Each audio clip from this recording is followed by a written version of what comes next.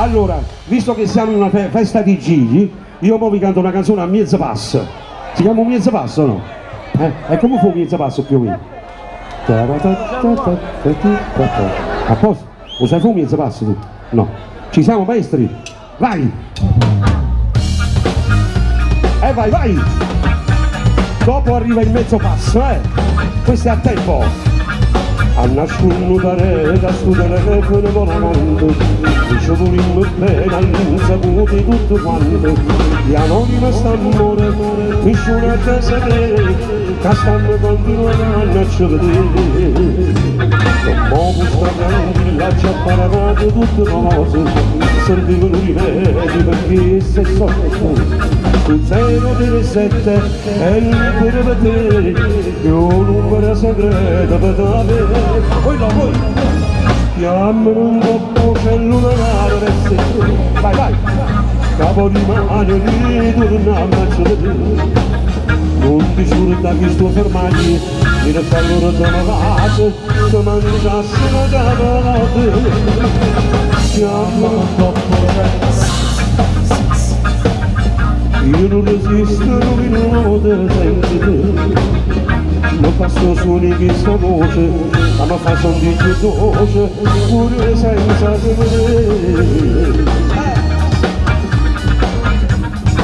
io devo mandare un saluto a un amico mio per la giornata un bar a Melito a Rospa come ti chiami? Non mi ricordo no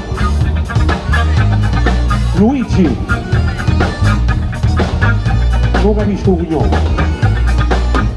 Cozzolino facete l'applauso a Luigi Cozzolino ma dovrai andare un bar a Melito e tu amore ma mi viene a bruciare mia pana tecnica dedicata a te Cozzolino quando ci siete non vi spasteriate mai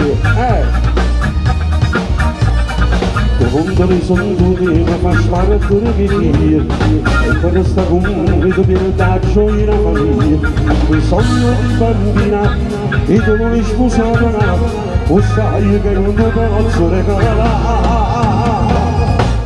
Presidente volete dirigere un po' per qua vabbè vai a fare le cose lui come si fa? La mano mezzo passa e viene annanzi mezzo passa e viene annanzi